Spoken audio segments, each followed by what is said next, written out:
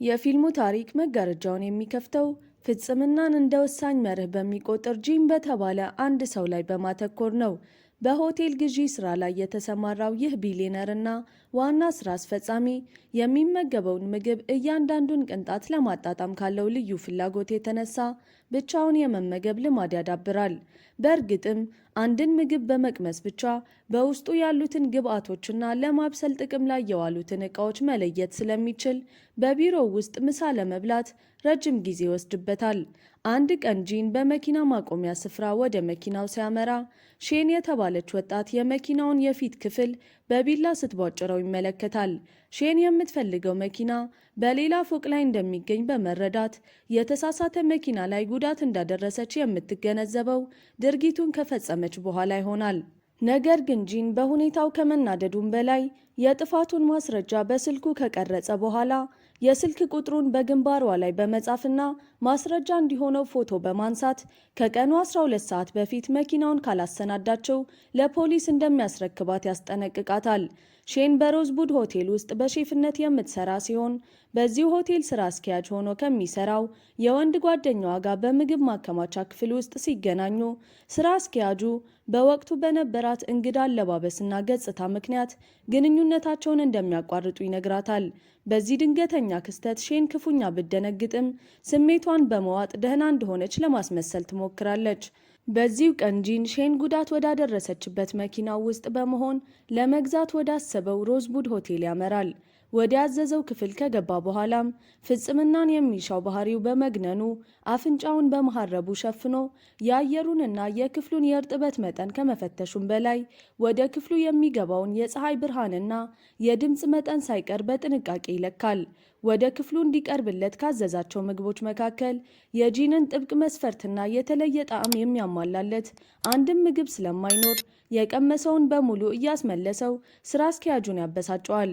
በዚህ ሁኔታ ውስጥ እያለ ግን በመጨረሻ የሆቴሉ ስራ አስኪያጅ አንድ ተጨማሪ ምግብ ይዞ ሲቀርብለት ይህ የመጨረሻው ምግብ በሚገርም ሁኔታ የጂንን የስሜት ህዋሳት ያረከዋል።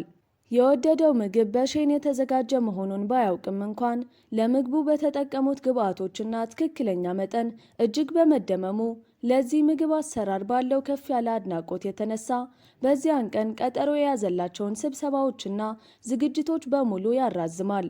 በሆቴሉ የቪአይፒ እንግዳ ላይ ባስመዘገበችው ስኬት ምክንያት ስራ አስኪያጁ ሼንንና ሌሎቹን ሼፎች ምግቡን በማዘጋጀታቸው ካመሰገናቸው በኋላ ኩሽናውን ለቆ በሌላ ክፍል ውስጥ ከነበሩ ሁለት ሴቶች ጋር ፎቶ ሲነሳ ሼን ትመለከተዋለች። ይህንንም ባየችበት ቅጽበት ልቧ በከፍተኛ ሐዘን ይሰበራል። በዚያች ምሽት ልቧ በተሰበረው ሐዘን ተውጣ ከጂን ክፍል በላይ ባለው የሆቴሉ ጣሪያ ላይ ስትሰክር ጂን ራሱ በክፍሉ ውስጥ ለመተኛት በመቸገሩ ሻንጣውን ከፍቶ ኑድል ለመስራት ያዘጋጀውን የማብሰያ ዕቃዎቹን ያወጣል። ፍጽምናን የሚሻ ሰው በመሆኑ ለቀላል ኑድል እንኳን ሙሉ የማብሰያ ዕቃ ይዞ የሚንቀሳቀስ ሲሆን የማብሰያ ዘዴውም እጅግ የተለካ ነው። ለምሳሌ የሚጠቀመው የውሃ መጠን፣ የፈላው ውሃ የሙቀት መጠን እንዲሁም የማብሰያው ጊዜ ሳይቀር እሱ በሚፈልገው ትክክለኛ ልኬት መሰረት መስተካከል ይኖርበታል። ምሽቱ ጸጥ ባለበት ሰዓት ጂን በጥንቃቄ ያዘጋጀው ኑድልስን ለመብላት ዝግጁ ሆኖ መዓዛው ክፍሉን ሲያውደው በድንገት ከክፍሉ ሰገነት በኩል አንድ ነገር በድፍን ድምፅ የመውደቅ ድምፅ ይሰማል። በድምፁ ተደናግጦ ምን እንደተፈጠረ ለማየት ወደ ሰገነቱ በመውጣት በጥንቃቄ ሲመለከት ሼንን መሬት ላይ በተዘበራረቀ ሁኔታ ሰክራ ሲያገኛት በሁኔታው ሙሉ በሙሉ ግራ ይጋባል። ሼን በስካር መንፈስ ተነስታ በሰገነቱ ጠርዝ ላይ ስትወላገድና ልትወድቅ ስትመስል በማየቱ ጂን በደመ ነፍስ እሷን ለማዳን ወደፊት ይሮጣል። ነገር ግን እሷ ከመዝለል ይልቅ መልሳ መሬት ላይ በመውደቅ በሰገነቱ ወለል ላይ ትተኛለች።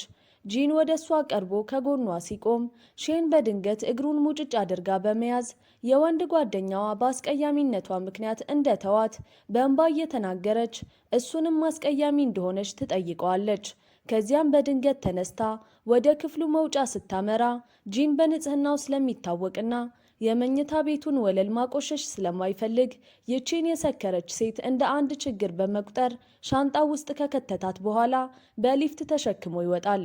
ሊፍቱ ከታች ወለል ላይ ደርሶ በሩ በዝግታ ሲከፈት ሁለት የሆቴሉ ሰራተኞች የሼን እጅ ከሻንጣው ውስጥ ተንጠልጥሎ በማየታቸው በድንጋጤ ይጮሃሉ። ወዲያውኑም ሁኔታውን ለፖሊስ ያመለክታሉ። በዚህም የተነሳ ጂን በቦታው ተይዞ ከሌሎች እስረኞች ጋር ወደ እስር ቤት ይወረወራል።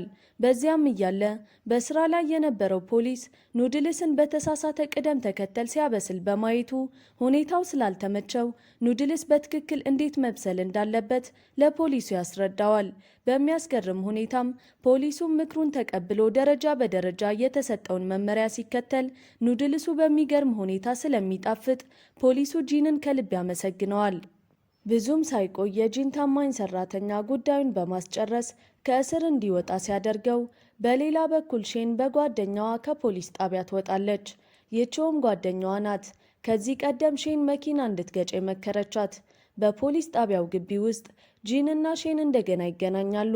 የሼን ጓደኛም ጂንን ይቅርታ እንድትጠይቅ ብታደርጋትም ቪዲዮውን እዚህ ድረስ ከተመለከታችሁት ተመችቷችኋል ማለት ነው። ቪዲዮውን ላይክ፣ ቻናሉን ደግሞ ሰብስክራይብ ማድረግ እንዳይረሳ እያልን ወደ ታሪካችን እንመለሳለን።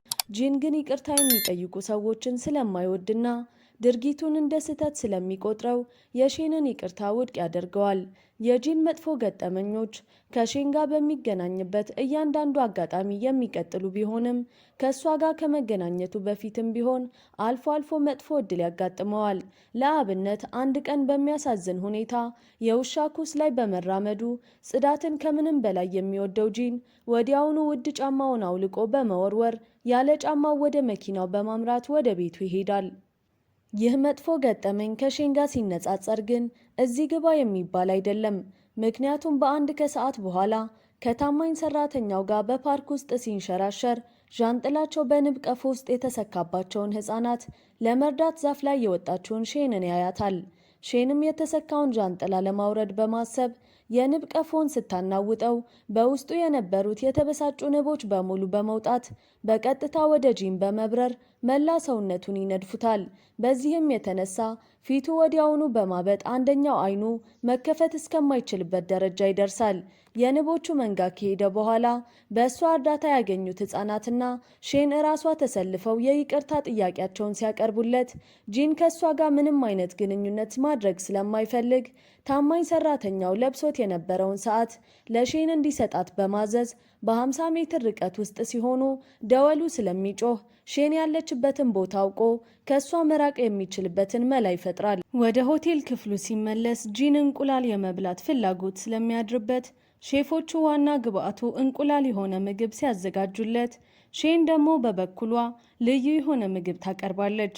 ጂን ሼፏ እሷ መሆኗን ባያውቅም የምግቧን ጣዕም ከልቡ ስለሚወደው ከሼፏ ጋር ለመገናኘት ወደ ሆቴሉ ኩሽና ቢያመራም በቦታው ሊያገኛት አይችልም። ምክንያቱም ሼን በዚያች ቅጽበት ከቀድሞ ፍቅረኛዋ ጋር በሌላ ክፍል ውስጥ በመገናኘት ግንኙነታቸውን እንዲቀጥሉ ለሚያቀርብላት ጥያቄ በተሰበረ ልብ የስጋ ቁርጥራጮች ትወረውርበታለች። ከዚያ አስጨናቂ ገጠመኝ በኋላ ወደ ኩሽና ስትመለስ ሼን ከክፍል 1123 የሆነ እንግዳ የምግቧን ጣዕም በማድነቅ የጻፈላትን ማስታወሻ ታገኛለች። ማስታወሻውን ስታነብ እንግዳው የምግቧን ጣዕም ብቻ ሳይሆን በውስጡ ያካተተችውን ጥልቅ ትርጉም ጭምር መረዳቱን በመገንዘቧ በከፍተኛ ሁኔታ ትደነቃለች። በዚህም የተነሳ በደስታ ስሜት ተውጣ ማስታወሻውን ማን እንደላከው ሳታውቅ ለራሷ በጥንቃቄ ታስቀምጠዋለች። በማግስቱ በሆቴሉ ውስጥ የፊልም ቀረጻ በሚካሄድበት ወቅት ሼን በክፍል 1123 ያረፈው እንግዳ ጂን መሆኑን ትገነዘባለች። በቀረጻው መሃል የጂን ሰዓት ባልታሰበ ሁኔታ በመንዘሩ በአቅራቢያው እንዳለች ስለሚረዳ እሷም ከተቀራረቡ መጥፎ ገድ እንዳይገጥማት በመስጋት ወዲያውኑ ከሱ ትሸሻለች። ነገር ግን በልብሷ ላይ የነበረው ክር በአንድ የቀረጻ ንብረት ላይ በመያዙ ልብሷን ለማላቀቅ ወደ ኋላ ስትመለስ በሚያሳዝን ሁኔታ ሚዛኗን በማጣቷ ጂንን ጨምሮ የቀሩት የሆቴሉ ሰራተኞች እያዩ ወደ መዋኛ ገንዳው ውስጥ ትወድቃለች።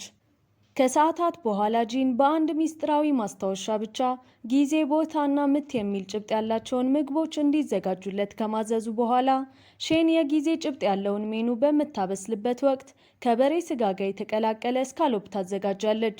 የምግቡ ጣዕም ፍጹም በመሆኑና ከጀርባው ያለውን ስሜት በመረዳቱ ጂን ለሆቴሉ ስራ አስኪያጅ ይህንን ምግብ ያበሰለው ሼፍ በጥሩ ስሜት ላይ እንደሚገኝ ከነገረው በኋላ በመጨረሻም በሼን የተዘጋጁት ምግቦች በሙሉ በሱ ተበልተው ያልቃሉ። በሌላ ጊዜ ጂን በሼን የተሰራ ሌላ ምግብ ከቀመሰ በኋላ ከምግቡ በስተጀርባ ያለውን ትርጉም ለማወቅ በመፈለግ ምግቡን ያበሰለውን ሼፍ ለማግኘት ያስባል። ነገር ግን ሼን ጂንን መገናኘት ስላልፈለገች በምትኳ ሌላ ሼፍ እንዲያገኘውና እሷ የሰራቻቸውን ምግቦች ትርጉም እንዲነግረው ታደርጋለች። በመሆኑም ጂን በሼፉ ማብራሪያ ቅር በመሰኘትና እውነተኛውን ሼፍ ለማግኘት በመቁረጥ በቀጥታ ወደ ወጥ ቤት ሲገባ ሼን እሱን እንዳየችው ወዲያውኑ ሸሽታ ታመልጣለች። በመጨረሻም ጂን በሆቴሉ ሽንት ቤት ውስጥ ሼንን ሲያገኛት እሱን በማስወገዷ ወዲያውኑ ይወቅሳታል። ነገር ግን ወደ እሷ በመጠጋት በልብሷ ላይ በአጋጣሚ የተረጨውን የምግብ መዓዛ ሲያሸት ሽታው አእምሮውን ይቆጣጠረዋል። በመሆኑም የመዓዛውን ምንጭ ለማወቅ በከፍተኛ ጉጉት ይነሳሳል። የሚያሳዝነው ግን አእምሮውን የወሰደውንና ሊረሳው ያልቻለውን ምግብ የምታበስለው ራሷ ሼን መሆኗን ፈጽሞ አያውቅም።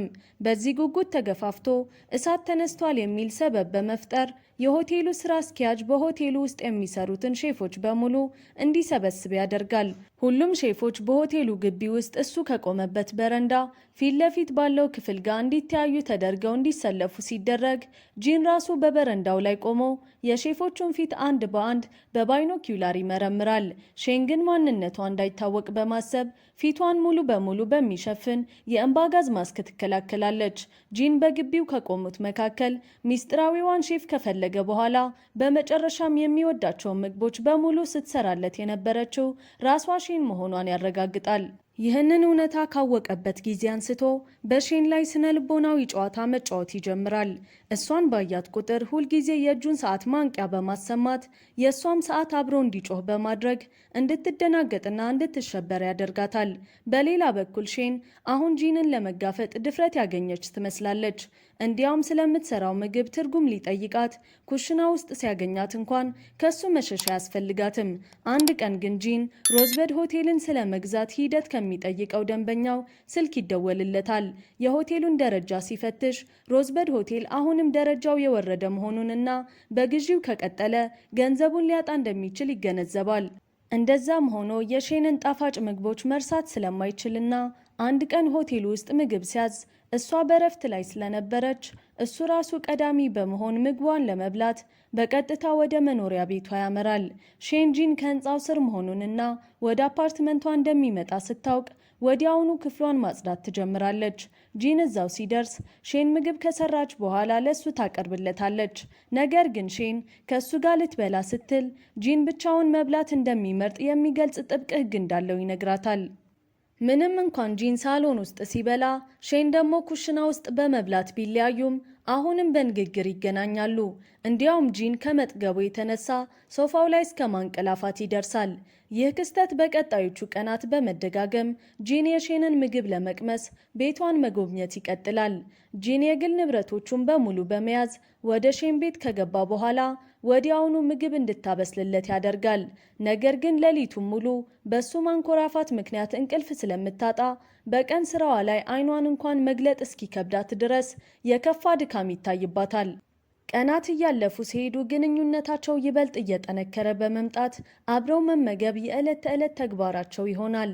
አንድ ቀን ሼን ያበሰለችው አሳ አሁንም በውስጡ መርዝ ስለነበረበት ሁለቱም ከባድ ቅዥት ውስጥ በመግባት በአፓርታማቸው ውስጥ ጣራው ተበስቶ ከባድ ዝናብ በላያቸው ላይ የሚወርድ ይመስላቸዋል። በዚህም የተነሳ በቤቱ ውስጥ ዣንጥላ ከፍተው ወደ ውጭ ከወጡ በኋላ በአውቶቡስ ውስጥ እንኳን ሳይቀር ዣንጥላው እንደያዙ ይቀጥላሉ። ይህ እብደት የሚመስል ድርጊታቸው በመንገድ ላይ ላሉ ሰዎች መሳቂያ ቢያደርጋቸውም ለጂን ግን ይህ የጋራ ገጠመኝ ለሼን ያለው ስሜት እንዲያድግና ልዩ ቦታ እንድትይዝ ምክንያት ይሆናል። በሚቀጥለው ቀን ሼን ለጂን ልዩ የሆነ ምግብ አዘጋጅታለት ምግቡን ወደ ክፍል 1123 ስታደርስ ጂንን በቦታው አታገኘውም። በመጨረሻም ስትፈልግ ለካ ጂን ለ2 ቀናት ያህል የራሱ ቤት እንደነበር ትረዳለች። ወዲያውኑ ወደ ቤቱ ተከትለው ስትሄድም የግል ሼፉ ያዘጋጀለትን ምግብ እየተመገበ ታገኘዋለች። ሼንንም ከምንም በላይ የሚያናድዳት ግን የጂን የግል ሼፍ ምግቡን ያዘጋጀው የራሷን የግል የምግብ አሰራር ዘዴ በመጠቀም በመሆኑ ነው። ምግብ ማብሰል ለሷ ጥልቅና ግላዊ ስሜትን የመግለጫ መንገድ ስለሆነ ሌላ ሰው የምግብ አሰራሯን እንዲገለብጥባት አትፈልግም። በዚህም ምክንያት ከፍተኛ የቅናት ስሜት ይሰማታል። ከዚያም አንድ ቀን ከሰዓት በኋላ የጂን የግል ሼፍ ወደ እሱ በመምጣት የስራ እረፍት እንደምትወስድ ከነገረችው በኋላ በእረፍት ቀኗ ለጂን ምግብ እንድታዘጋጅለት ሼንን ትጠይቃለች። ሼን በንዴት ስሜት ውስጥ ብትሆንም በይሉኝታ ተስማምታ ወደ ማብሰሉ ትገባለች። ይህ ምሬቷና ንዴቷ ምግብ በምታበስልበት እያንዳንዱ እንቅስቃሴዋ ላይ ይነበባል። በተለይም ሽንኩርቱን በኃይል ስትከትፍ ስሜቷ በግልጽ ይታያል። ጂንም እሷ ያበሰለችውን ምግብ ሲቀምስ በምግቡ ጣዕም ውስጥ የተደበቀውን የስሜቷን ሁኔታና ብስጭቷን ወዲያውኑ ይረዳል። ጂን በመጨረሻ የሮዝበድ ሆቴልን መግዛቱን ቢያስታውቅም ሆቴሉ አሁን ባለበት ሁኔታ ትርፋማ ሊሆን እንደማይችል ይገነዘባል። በመሆኑም የሆቴሉን ጽንሰ ሀሳብ ሙሉ በሙሉ በመቀየር ወደ ዓለም አቀፍ ደረጃውን የጠበቀ ቡቲክ ሆቴልነት ለመለወጥ ይወስናል። ሀሳብ አስተያየታችሁን ኮሜንት ላይ ጻፉልን። እዚህ ጋር የምትመለከቱትን ቪዲዮ ማየት እንዳትረሱ። ይመቻችሁ።